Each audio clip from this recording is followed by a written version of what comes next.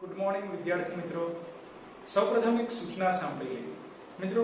તારીખ 17 જુલાઈ શુક્રવારના રોજ રાત્રે 8 વાગે ચેપ્ટર 3 જે છે સુરેખ પથ પર ગતિ ની ટેસ્ટ લેવાશે। મિત્રો આ પેપર 30 માર્ક્સ નું રહેશે, જેમાં 17 જુલાઈ અગાઉ જેટલા પણ વિડિયો મુકાયેલા છે એ દરેક વિડિયોનો અભ્યાસક્રમ રહેશે। તે દરેક વિડિયો સારી રીતે તૈયાર કરી ઈમાનદારીપૂર્વક આ ટેસ્ટ આપવો। મિત્રો ટેસ્ટ માટેનું ક્વેશ્ચન પેપર સ્કૂલની એપના ડાઉનલોડ સેક્શનમાંથી 17 જુલાઈના રોજ રાત્રે 8 વાગે મુકાશે, તો ત્યાંથી તમારે ડાઉનલોડ કરી દેવું અને પેપર સારી રીતે આપવું। રાઈટ મિત્રો, આપણે લાસ્ટ લેક્ચરમાં સદિશોના સરવાળા અને બાદબાકી નો ટોપિક ધ્યાનમાં લીધો હતો। હવે આપણે ચેપ્ટરમાં આગળ વધીએ છીએ અને જોઈએ છીએ આપણો નેક્સ્ટ ટોપિક જે છે સદિશોનું વિભાજન। તો મિત્રો ક્વેશ્ચન આ પ્રમાણે પૂછાઈ શકે કે સદિશોના વિભાજનનો અર્થ સમજાવો। મિત્રો સદિશોનું વિભાજન એટલે શું? તો મિત્રો યાદ કરો તો લાસ્ટ લેક્ચરમાં આપણે સદિશોના સરવાળા બાદબાકીમાં એવું ભણી ગયેલા કે બે સદિશો તમને આપેલા અને એ બંને સદિશોનો આપણે સદિશ સરવાળો કરવો છે। તેના માટે આપણી જોડે ત્રિકોણની રીત હતી, સમાંતર બાજુ ચતુષ્કોણની રીત હતી। આ બંને રીતની મદદથી આપણે પરિણામી સદિશ મેળવી શકીએ છીએ કે જે બે સદિશોનો સરવાળો દર્શાવે છે। એ જ રીતે આપણે સદિશોની બાદબાકીની મેથડ પણ ધ્યાનમાં લીધી હતી, પરંતુ સદિશોનું વિભાજન કોને કરી શકાય? તો મિત્રો આના કરતા તદ્દન ઉલટી મેથડ છે કે જેમાં આપણે પરિણામી સદિશ પહેલેથી નક્કી કરી દેવાનું છે અને પરિણામી સદિશમાંથી બે સદિશોનું વિભાજન કરવાનું છે। એટલે એને કહી શકાય સદિશોનું વિભાજન। એટલે એક પરિણામી સદિશ આપેલો છે અને એમાંથી બે સદિશોમાં તે પરિણામી સદિશનું વિભાજન કરવાનું છે। રાઈટ, જોઈએ આપણે આન્સર। જો મિત્રો બે સદિશો આપણે ધ્યાનમાં લઈએ છીએ, આ છે વેક્ટર a જે આ દિશામાં છે અને આ પ્રમાણે છે વેક્ટર b જે આ દિશામાં છે। આપણે કોઈ પરિણામી સદિશ ધ્યાનમાં લેવાનો છે અને પરિણામી સદિશનું આ બંને સદિશોમાં વેક્ટર a અને વેક્ટર b માં વિભાજન કરવાનું છે। તેના માટે આપણે પરિણામી સદિશ આ રીતે ધ્યાનમાં લઈએ છીએ। વેક્ટર OQ, આ વેક્ટર OQ શું છે? પરિણામી સદિશ છે વેક્ટર r। રાઈટ, હવે આ વેક્ટર OQ એટલે કે વેક્ટર r નું આપણે વેક્ટર a અને વેક્ટર b માં વિભાજન કરવું છે। તો એના માટે આપણે વેક્ટર a ને સમાંતર સદિશ ડ્રો કરીએ છીએ। હવે મિત્રો સમાંતર સદિશ કોને કહેવાય? તો મિત્રો યાદ કરો તો અગાઉના લેક્ચરમાં આપણે કેટલીક સદિશો માટેની વ્યાખ્યાઓ ભણી ગયેલા, જેમાં એક વ્યાખ્યા હતી સમાંતર સદિશ। સમાંતર સદિશ કોને કહી શકાય? તો એની વ્યાખ્યા મિત્રો આ પ્રમાણે હતી કે એક જ દિશામાંના સદિશોને સમાંતર સદિશ કહી શકાય। જેમ કે આ બે સદિશો આપણે ધ્યાનમાં લઈએ તો આ બંને સદિશોની દિશા કેવી હોવી જોઈએ? એક જ દિશા હોવી જોઈએ। પછી તેમનું મૂલ્ય સમાન હોય પણ ખરું અને ન પણ હોય। એટલે મૂલ્ય સમાન હોય તો પણ ચાલે અને મૂલ્ય સમાન ન હોય તો પણ ચાલી શકે છે, પણ કન્ડિશન એક જ છે કે દિશા એક સમાન હોવી જોઈએ। તો તેવા સદિશોને સમાંતર સદિશ કહી શકાય। રાઈટ, તો આપણે વેક્ટર a ને સમાંતર સદિશ ડ્રો કરીએ છીએ। એવો સદિશ કે જેનું પૂછ O બિંદુ ઉપર ગોઠવાય। આ O બિંદુ છે, એ O બિંદુ ઉપર ગોઠવાય તેવો એક વેક્ટર a ને સમાંતર સદિશ આપણે આ રીતે ડ્રો કરેલ છે, જેને આપણે લેમ્બડા વેક્ટર a કહી દઈએ છીએ। રાઈટ, હવે બીજો સદિશ ધ્યાનમાં લઈએ। બીજો સદિશ છે વેક્ટર b। તો જે રીતે આપણે વેક્ટર a ને સમાંતર સદિશ લેમ્બડા વેક્ટર a ડ્રો કરેલ છે, એવી જ રીતે વેક્ટર b ને સમાંતર સદિશ mu વેક્ટર b ડ્રો કરીએ છીએ। પરંતુ આ વેક્ટર b ને સમાંતર mu વેક્ટર b જે સદિશ છે એ આપણે એ રીતે ડ્રો કરેલ છે કે જેથી mu વેક્ટર b સદિશનું શીર્ષ q બિંદુ પર ગોઠવાય। જેના આધારે મિત્રો ખ્યાલ આવશે કે એક ત્રિકોણ રચાય છે, ત્રિકોણ OPQ, જેમાં વેક્ટર OQ બરાબર વેક્ટર R છે જે પરિણામી સદિશ છે, વેક્ટર OP બરાબર લેમ્બડા વેક્ટર A છે જે વેક્ટર A ને સમાંતર સદિશ છે, રાઈટ, અને વેક્ટર PQ જે છે મ્યુ વેક્ટર B જે વેક્ટર B ને સમાંતર છે, જેને આપણે વેક્ટર PQ પણ કહી શકીએ છીએ, રાઈટ। તો હવે મિત્રો સદિશોના સરવાળા માટેની ત્રિકોણની રીત શું કહે છે કે પહેલા સદિશના શીર્ષ ઉપર બીજા સદિશનું પુચ્છ ગોઠવાયેલું હોવું જોઈએ। તો એ કન્ડિશન ફોલો થાય છે કે નહીં એ આપણે આકૃતિમાં ચેક કરી લઈએ છીએ। પહેલા સદિશના શીર્ષ ઉપર બીજા સદિશનું પુચ્છ ગોઠવાયેલું હોવું જોઈએ।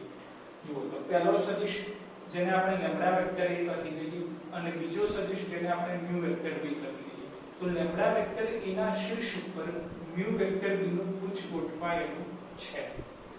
તો હવે બીજું સ્ટેપ છે કે પહેલા સદિશના પુચ્છ અને બીજા સદિશના શીર્ષ ને જોડવાથી પરિણામી સદિશ મળવો જોઈએ, પરંતુ અહીં તો પરિણામી સદિશ વેક્ટર R આપણે પહેલેથી ડ્રો કરેલો છે, તો એ પરિણામી સદિશ વેક્ટર R ની દિશા યોગ્ય છે કે નહીં આપણે આકૃતિમાં ચેક કરી લઈએ છીએ, રાઈટ। તો પહેલો સદિશ લેમ્બડા વેક્ટર A નું પુચ્છ O અને બીજો સદિશ મ્યુ વેક્ટર B નું શીર્ષ Q ને જોડતા પરિણામી સદિશ વેક્ટર OQ બરાબર વેક્ટર R મળે છે। તેનો મીનિંગ શું થયું કે આપણે જે આકૃતિ દોરેલી છે એ આકૃતિ સદિશોના સરવાળા માટેની જે ત્રિકોણની રીત છે એને ફોલો કરે છે, એટલે આકૃતિ સાચી છે એવું આપણે કહી શકીએ। જેમાં આપણે સૌપ્રથમ શું ડ્રો કર્યું તો સૌપ્રથમ વેક્ટર OQ બરાબર વેક્ટર R ડ્રો કર્યો અને આ વેક્ટર OQ બરાબર વેક્ટર R ના આધારે આપણે લેમ્બડા વેક્ટર A અને મ્યુ વેક્ટર B ડ્રો કરેલું છે, બરાબર। તો મિત્રો આકૃતિ પરથી આપણે કહી શકીએ કે સદિશોના સરવાળા માટે ત્રિકોણના નિયમ પરથી એટલે કે ત્રિકોણની રીત પરથી વેક્ટર OQ બરાબર vector OP plus vector PQ, અહીં લખેલું છે વેક્ટર OQ બરાબર vector OP plus vector PQ, પરંતુ વેક્ટર OP શું છે તો આ વેક્ટર OP જે છે એ વેક્ટર A ને સમાંતર છે, રાઈટ, અને વેક્ટર PQ શું છે તો વેક્ટર PQ એ વેક્ટર B ને સમાંતર છે।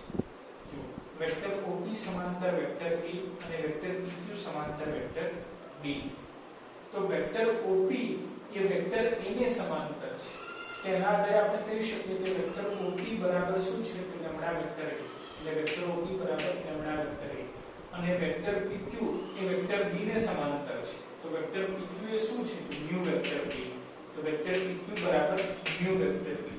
હવે ક્વેશ્ચન એ થાય કે આપણે શરૂઆતમાં લેમ્બડા લખેલા છે, આ મ્યુ લખેલા છે, તો આ લેમ્બડા અને મ્યુ છે શું તો મિત્રો જુઓ તો લેમ્બડા અને મ્યુ એ એક વાસ્તવિક સંખ્યા છે। મિત્રો આપણે અગાઉના લેક્ચરમાં ધ્યાનમાં લીધું હતું કે સદિશનો કોઈ વાસ્તવિક સંખ્યા સાથે ગુણાકાર કરવામાં આવે તો જે પરિણામી સદિશ મળે છે એ પરિણામી સદિશમાં જે સદિશનું મૂલ્ય હોય છે એ મૂલ્ય લેમ્બડા ગણું બની જાય છે। પછી જો એ લેમ્બડા તરીકે જે વાસ્તવિક સંખ્યા છે ધન હોય તો એની દિશામાં કોઈ જ ચેન્જ આવતો નથી, પરંતુ જે વાસ્તવિક સંખ્યા છે ઋણ હોય તો એની દિશા વિરુદ્ધ થઈ જાય છે, રાઈટ। તો આનો જ ઉપયોગ આપણે કરવાનો છે અને આપણે એ રીતે ધ્યાનમાં લઈએ છીએ કે વેક્ટર A ને સમાંતર સદિશ છે વેક્ટર OP। સમાંતર સદિશની વ્યાખ્યા હમણાં જ આપણે કીધી કે બે સદિશોની દિશા સમાન હોય, પછી મૂલ્ય સમાન હોય પણ ખરું ન પણ હોય, તો મૂલ્ય સમાન છે એવું ક્યારે કહી શકીએ ધ્યાન આપજો કે જ્યારે આપણે લેમ્બડાની વેલ્યુ, લેમ્બડા એ શું છે તો અહીં લખેલું છે લેમ્બડા એ કોઈ વાસ્તવિક સંખ્યા છે, તો જ્યારે લેમ્બડાની વેલ્યુ આપણે 1 લઈ લઈએ, લેમ્બડાની વેલ્યુ કેટલી લઈએ છીએ 1, તો 1 into vector A that means કે વેક્ટર A થઈ જશે। તેનો મીનિંગ શું થયું કે દિશા સમાન છે અને મૂલ્ય પણ વેક્ટર A જેટલું જ છે, તો દિશા સમાન મૂલ્ય સમાન એવા સદિશને તો સમાન સદિશ કરી શકાય, રાઈટ। એટલે આપણે સમાંતર વેક્ટર A ને સમાંતર સદિશ ક્યારે કહી શકાય જ્યારે બંનેની ફક્ત દિશા સમાન, પછી મૂલ્ય સમાન હોઈ પણ શકે ન પણ હોય। તેના માટે આપણે લેમ્બડા બરાબર 1 લઈએ તો સમાન સદિશ થઈ જશે, ચાલી શકે। લેમ્બડા બરાબર 2 લઈએ તો 2 વેક્ટર A થશે, એટલે આના કરતા બમણો થઈ ગયો, રાઈટ। લેમ્બડા ઇક્વલ ટુ 3 લઈએ છીએ તો આના કરતા 3 ગણો સદિશ થઈ ગયો એટલે લેમ્ડાની કિંમત કોઈ પણ હોઈ શકે કારણ કે લેમ્ડા શું છે તો વાસ્તવિક સંખ્યા છે રાઈટ એવી જ રીતે મિત્રો મ્યુ પણ એક વાસ્તવિક સંખ્યા છે તો મ્યુ વેક્ટર b આ સદિશ એ વેક્ટર b ને સમાંતર છે એટલે મ્યુ ની કિંમત પણ આપણે 1 પછી 2 3 અથવા કોઈ પણ લઈ શકીએ છીએ કારણ કે મ્યુ પણ શું છે મ્યુ પણ એક વાસ્તવિક સંખ્યા છે અને વાસ્તવિક સંખ્યા આપણે ગમે તે લઈ શકીએ છીએ રાઈટ તો મિત્રો વાસ્તવિક સંખ્યા તરીકે આપણે જો 1 લઈએ તો મ્યુ બરાબર 1 લઈએ તો વેક્ટર b એની એ જ મળશે એટલે કે દિશા સમાન છે મૂલ્ય સમાન થઈ ગયું તો આ બંને સદિશો સમાન સદિશ કહી શકાય ચાલે રાઈટ પરંતુ જો મ્યુ ની વેલ્યુ આપણે 2 લઈએ તો વેક્ટર b કરતા થઈ ગયા 2 વેક્ટર b એટલે કે બમણા થઈ ગયા કહેવાય પરંતુ દિશા કેવી છે સમાન છે મૂલ્ય સમાન હોય પણ ખરું ન પણ હોય તેને તો સમાંતર સદિશ કહે છે એટલે સમાંતર સદિશની કન્ડિશન ફોલો થાય જ છે હજી જો મ્યુ ની વેલ્યુ આપણે 3 4 5 ગમે તે કોઈ પણ વાસ્તવિક સંખ્યા લઈ શકીએ છીએ રાઈટ એટલે લેમ્ડા અને મ્યુ એ એક પ્રકારની વાસ્તવિક સંખ્યા છે જે એવું દર્શાવવા માટે આપણે લીધેલું છે કે અહીં મૂલ્ય ગમે તે હોઈ શકે છે પરંતુ દિશા સમાન છે એટલે સમાંતર સદિશની કન્ડિશન ફોલો થાય છે એ જ વસ્તુ વેક્ટર b માટે પણ છે તો મિત્રો એના આધારે આપણે કહી શકીએ કે vector r lambda vector a mu vector b કારણ કે વેક્ટર OQ શું છે તો વેક્ટર OQ બરાબર વેક્ટર r લખાશે વેક્ટર OP શું છે તો વેક્ટર OP બરાબર લેમ્ડા વેક્ટર a લખાશે અહીં લખેલું છે વેક્ટર OP બરાબર લેમ્ડા વેક્ટર a અને વેક્ટર PQ શું છે તો વેક્ટર PQ એ છે મ્યુ વેક્ટર b તો વેક્ટર PQ બરાબર મ્યુ વેક્ટર b એટલે પ્લસ મ્યુ વેક્ટર b તેનો મીનિંગ શું થયો કે vector r lambda vector a mu vector b તો એવું કહી શકાય કે પરિણામી સદિશ વેક્ટર r ના જ બે ઘટકો છે કયા બે ઘટકો તો લેમ્ડા વેક્ટર a અને મ્યુ વેક્ટર b એટલે વેક્ટર r નું બે સદિશોમાં વિભાજન થયું એવું કહી શકીએ અથવા તો વેક્ટર r ના બે ઘટકો છે કયા કયા એક લેમ્ડા વેક્ટર a અને બીજો છે મ્યુ વેક્ટર b રાઈટ તો મિત્રો આ સદિશોના સરવાળા માટેની ત્રિકોણની રીત ખાસ યાદ રાખવી અને એમાં આ સદિશોના ઘટકોનું વિભાજન કેવી રીતે થાય છે એ પણ ધ્યાનમાં રાખવાનું જેમાં યાદ રાખવાનું છે કે જે પરિણામી સદિશ છે એ આ વેક્ટર r છે અને વેક્ટર r ના જ બે ઘટકો છે એક છે લેમ્ડા વેક્ટર a અને બીજો છે mu vector b vector r ના જ આ બંને ઘટકો હોવાથી જો આ બંને સદિશોનો આપણે સરવાળો કરીએ તો પાછો પરિણામી સદિશ વેક્ટર r મળવો જોઈએ કારણ કે અહીં લખેલું છે lambda vector a mu vector b vector r બરાબર છે મિત્રો હવે ધ્યાનમાં લઈએ છીએ આપણો નેક્સ્ટ ક્વેશ્ચન જે છે શૂન્ય સદિશ વિશે સમજૂતી મિત્રો શૂન્ય સદિશ કોને કહે તો નામ ઉપરથી જ યાદ રાખવાનું કે એવો સદિશ કે જે સદિશનું મૂલ્ય શૂન્ય હોય તેવા સદિશને શૂન્ય સદિશ કહે છે જો વ્યાખ્યા આપણે લખેલી છે કે જે સદિશનું મૂલ્ય શૂન્ય હોય તેવા સદિશને શૂન્ય સદિશ કહે છે મૂલ્ય કેવું હોવું જોઈએ શૂન્ય હોવું જોઈએ તો તેવા સદિશને શૂન્ય સદિશ કહે છે પરંતુ હવે ક્વેશ્ચન એ થાય કે મૂલ્ય શૂન્ય કઈ રીતે આવે તો જ્યારે આપણે બે સમાન સંખ્યાની બાદબાકી કરીએ જેમ કે 2 - 2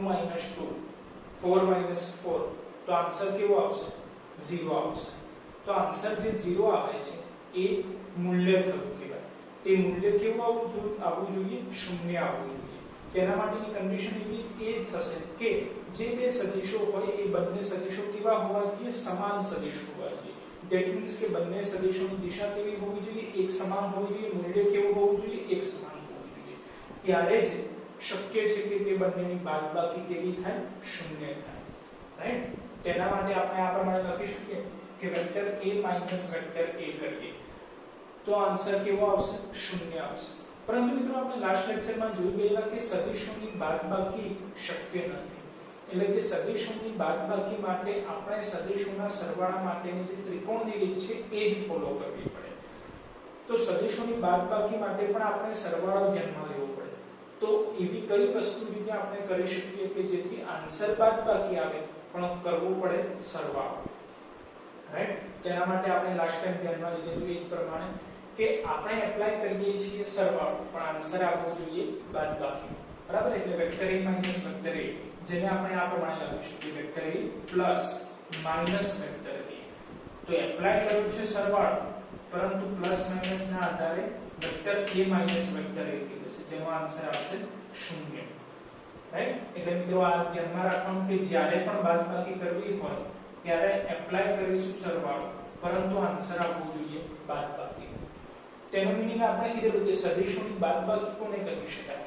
તો એક સદિશમાં બીજા સદિશનું વિરોધી સદિશ ઉમેરવું, તેને આપણે સદિશોની બાદબાકી કહીએ છીએ. જો ફરીથી, એક સદિશમાં બીજા સદિશનો વિરોધી સદિશ ઉમેરતા બે સદિશોની બાદબાકી મળે છે.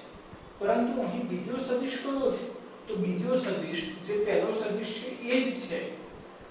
તો એનો મીનિંગ શું કાઢી શકીએ કે કોઈ સદિશમાં તે જ સદિશનો વિરોધી સદિશ ઉમેરતા શૂન્ય સદિશ મળે છે. શૂન્ય સદિશ કઈ રીતે મળે છે? તો કોઈ સદિશમાં તે જ સદિશનો વિરોધી સદિશ ઉમેરતા શૂન્ય સદિશ મળે છે, રાઈટ? આ ખાસ ધ્યાનમાં રાખવાનું છે કે શૂન્ય સદિશ કોને કહે છે? તો જે સદિશનું મૂલ્ય શૂન્ય હોય તેવા સદિશને શૂન્ય સદિશ કહે છે.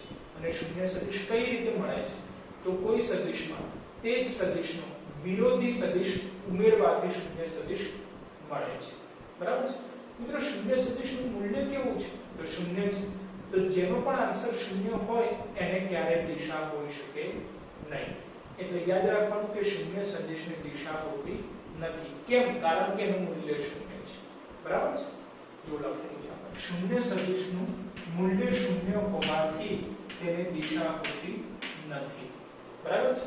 મિત્રો આ શૂન્ય સદિશના કેટલાક ગુણધર્મો છે જે આ પ્રમાણે છે. શૂન્ય સદિશના ગુણધર્મો, જેમ કે પહેલો ગુણધર્મ છે કે કોઈ શૂન્ય સદિશમાં આપણે કોઈ પણ સદિશ એડ કરીએ તો આન્સર જે સદિશ એડ કરે છે એ મળે છે. જેમ કે વેક્ટર a પ્લસ શૂન્ય સદિશ. હવે આ સદિશ કેવો છે? તો શૂન્ય સદિશ. શૂન્ય સદિશનું મૂલ્ય કેવું હોય? શૂન્ય હોય.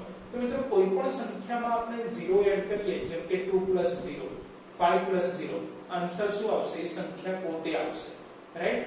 તો શૂન્ય સદિશનું મૂલ્ય શૂન્ય છે, તો આન્સર શું આવવું જોઈએ? Vector a. તો વેક્ટર a છે.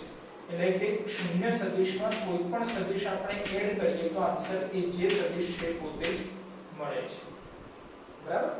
બીજો ગુણધર્મ ધ્યાનમાં લઈએ કે શૂન્ય સદિશનું કોઈ પણ વાસ્તવિક સંખ્યા સાથે ગુણાકાર કરીએ તો આન્સર શૂન્ય સદિશ જ મળે છે. કેમ?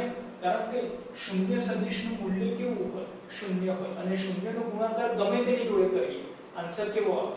શૂન્ય જ આવે, બરાબર છે? એટલે લેમ્બડા * વેક્ટર 0, જ્યાં લેમ્બડા શું છે? તો કોઈ પણ વાસ્તવિક સંખ્યા છે, બરાબર? એ વાસ્તવિક સંખ્યાનો શૂન્ય સદિશ જોડે ગુણાકાર કરીએ તો આન્સર શૂન્ય સદિશ જ મળે. એવી જ રીતે ત્રીજો ગુણધર્મ ધ્યાનમાં લઈએ કે શૂન્યનો કોઈ પણ સદિશ જોડે ગુણાકાર કરીએ તો પણ આન્સર શૂન્ય સદિશ જ મળશે. કારણ કે શૂન્યનો ગમે તેની જોડે ગુણાકાર થાય આન્સર શું આવે? શૂન્ય જ આવે. એટલે શૂન્યનો કોઈ પણ સદિશ જોડે ગુણાકાર કરીએ 0 * વેક્ટર a તો પણ આન્સર શૂન્ય સદિશ જ મળશે, બરાબર? મિત્રો હવે ધ્યાનમાં લઈએ છીએ આપણો નેક્સ્ટ ક્વેશ્ચન, જે છે એકમ સદિશ વિશેની સમજૂતી. તો મિત્રો ક્વેશ્ચન છે એકમ સદિશ એટલે શું? સમજૂતી આપો. મિત્રો જે રીતે આગળનો ક્વેશ્ચન હતો શૂન્ય સદિશ, તો નામ પ્રમાણે શૂન્ય સદિશની વ્યાખ્યા શું હતી? કે જે સદિશનું મૂલ્ય શૂન્ય હોય તેવા સદિશને શૂન્ય સદિશ કહે છે. તેવી રીતે એકમ સદિશની વ્યાખ્યા શું હોઈ શકે? તો જે સદિશનું મૂલ્ય 1 એકમ છે તેવા સદિશને શૂન્ય સદિશ કહે છે.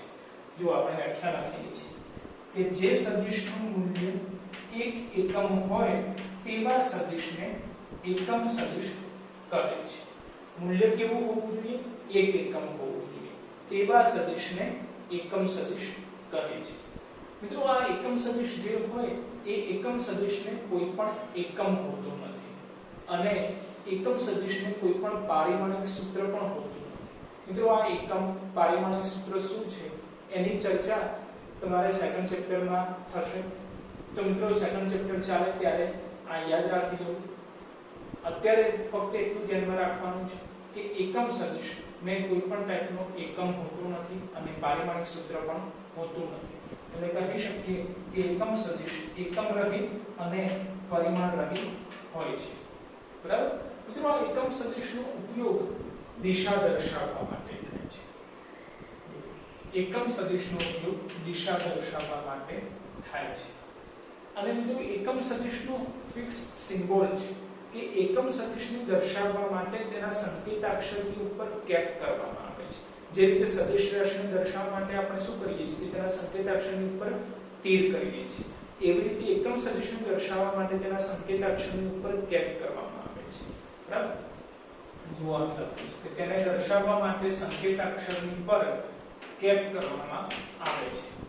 જેમ કે ઉદાહરણ દ્વારા આપણે સમજીએ તો આપણી જોડે ત્રિપરિમાણિક યામ પદ્ધતિ છે જેમાં x અક્ષ છે, y અક્ષ છે અને z અક્ષ છે. તો મિત્રો યાદ રાખવાનું x y z તો i j k એટલે કે x અક્ષની દિશામાંનો એકમ સદિશ i કેપ વડે દર્શાવાય છે, y અક્ષની દિશામાંનો એકમ સદિશ j કેપ વડે દર્શાવાય છે અને z અક્ષની દિશામાંનો એકમ સદિશ k કેપ વડે દર્શાવાય છે. એટલે x y z તો i j k. બરાબર? x અક્ષની દિશામાંનો એકમ સદિશ i કેપ અહીંયા પણ લખેલું છે, y અક્ષની દિશામાંનો એકમ સદિશ j કેપ અને z અક્ષની દિશામાંનો એકમ સદિશ k કેપ. રાઈટ? મિત્રો આ i cap, j cap, k cap આ શું છે તો એકમ સદિશ છે. અને એકમ સદિશ કોને કહી શકાય તેની વ્યાખ્યા તો હમણાં જ આપણે જોઈ કે એકમ સદિશમાં સદિશનું મૂલ્ય કેવું હોવું જોઈએ? 1 એકમ હોવું જોઈએ.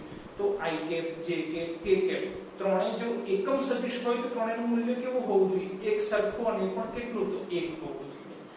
જેના આધારે આપણે લખી શકીએ કે માનાંકમાં i કેપ ઇક્વલ ટુ માનાંકમાં j કેપ ઇક્વલ ટુ માનાંકમાં k કેપ. એટલે કે i કેપ નું મૂલ્ય, j કેપ નું મૂલ્ય, k કેપ નું મૂલ્ય ત્રણે કેવા હોવા જોઈએ? સરખા અને પણ કેટલા? 1, કારણ કે તેઓ એકમ સદિશ છે. બરાબર છે? હવે મિત્રો જે રીતે શૂન્ય સદિશને કેવી રીતે આપણે મેળવી શકીએ છીએ તો આપણે કીધું કે શૂન્ય સદિશને મેળવવા માટે શું કરવું પડે કે કોઈ સદિશમાં તે જ સદિશનો વિરોધી સદિશ એડ કરવો પડે. એવી રીતે એકમ સદિશ કઈ રીતે મળે? તો મિત્રો યાદ રાખવાનું કે એકમ સદિશ મેળવવા માટે આપણે સદિશને તે જ સદિશના મૂલ્ય વડે ભાગવા પડે. સદિશને તે જ સદિશના મૂલ્ય વડે ભાગવાથી એકમ સદિશ મળે છે. જો અહીં લખેલું છે કોઈ સદિશને તેના મૂલ્ય વડે ભાગવાથી તે સદિશનું એકમ સદિશ મળે છે. સદિશને જ્યારે તેના જ મૂલ્ય વડે ભાગીએ ત્યારે તે સદિશનું એકમ સદિશ મળે છે. જેને સિમ્બોલમાં આપણે આ રીતે લખી શકીએ કે સૂત્ર પ્રમાણે કે વેક્ટર a નો એકમ સદિશ. ધારો કે વેક્ટર a નો એકમ સદિશ કયો છે તો m કેપ છે. તો એ એકમ સદિશ કઈ રીતે મળે? તો જ્યારે સદિશને તેના જ મૂલ્ય વડે ભાગીએ એટલે કે સદિશ અપૂર્ણ મૂલ્ય. રાઈટ? એટલે એક વેક્ટર a નો એકમ સદિશ m કેપ હોય તો m cap equal to vector a upon vector a નું મૂલ્ય એટલે માનાંકમાં વેક્ટર a. એટલે સદિશ ભાગ્યા સદિશનું મૂલ્ય ઇક્વલ ટુ એકમ સદિશ. આ રીતે યાદ રાખવાનું. એકમ સદિશનું સૂત્ર શું છે તો સદિશ ભાગ્યા સદિશનું મૂલ્ય. બરાબર છે? એકમ સદિશ બરાબર સદિશ ભાગ્યા સદિશનું મૂલ્ય. જેમાંથી આપણે વેક્ટર a ને કરતા બનાવો તો વેક્ટર a બરાબર શું લખાય? આ બંનેનો ગુણાકાર એટલે કે મૂલ્ય ગુણ્યા એકમ સદિશ માનાંકમાં વેક્ટર a ગુણ્યા m કેપ. જેના આધારે આપણે આ રીતે યાદ રાખવાનું કે સદિશ બરાબર મૂલ્ય ગુણ્યા એકમ સદિશ. મિત્રો આ જે સૂત્ર છે આ આની ઉપરથી જ આવેલું છે એટલે સિમ્પલ આપણે આ એક જ સૂત્ર યાદ રાખવું કે એકમ સદિશ શું છે? એકમ સદિશ કઈ રીતે મળે? તો એકમ સદિશ મેળવવા માટે આપણે સદિશ ભાગ્યા સદિશનું મૂલ્ય કરવું પડે. રાઈટ? તો એના આધારે મિત્રો આપણે સદિશનું સૂત્ર પણ યાદ રાખી શકીએ કે સદિશ બરાબર મૂલ્ય ગુણ્યા એકમ સદિશ. હવે મિત્રો આપણે કીધું કે એકમ સદિશનો ઉપયોગ દિશા દર્શાવવા માટે થાય છે. તે દિશા દર્શાવવા માટે એકમ સદિશનો ઉપયોગ કઈ રીતે કરી શકીએ છીએ, જેના માટે આપણે ઉદાહરણ ધ્યાનમાં લઈએ છીએ. જેમ કે ધારો કે કોઈ પદાર્થ પર 5 ન્યૂટનનું બળ x દિશામાં લાગે છે, જેને સદિશ સ્વરૂપે આપણે લખવું છે. તો બળ લાગે છે, તો બળ એટલે કે ફોર્સ, જેનો સિમ્બોલ થશે F, બરાબર. પરંતુ બળ એ કેવી રાશિ છે, સદિશ કે અદિશ? તો મિત્રો પહેલા લેક્ચરમાં આપણે વાતચીત કરેલી છે કે બળ એ સદિશ રાશિ છે, એટલે F ધ્યાનમાં લઈએ એનો સિમ્બોલ, પરંતુ સદિશ રાશિ છે એટલે ઉપર આપણે તીર દર્શાવવું પડે, જેને આપણે વાંચીશું વેક્ટર F, બરાબર. એટલે વેક્ટર F આપણે લખેલા છે. પછી જે બળ લાગે છે, બળનું મૂલ્ય કેટલું છે, તો કે 5 ન્યૂટન, અને કઈ દિશામાં લાગે છે, તો x દિશામાં. તો મિત્રો આપણે અહીં શું લખ્યું કે સદિશને કેવી રીતે દર્શાવી શકાય, તો સદિશ ઇક્વલ ટુ મૂલ્ય ગુણ્યા એકમ સદિશ.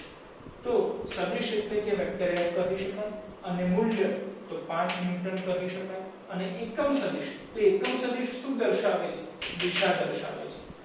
તો આ જે બળ લાગે છે કઈ દિશામાં લાગે છે, x દિશામાં. x દિશામાંનો એકમ સદિશ કયો છે, તો i કેપ.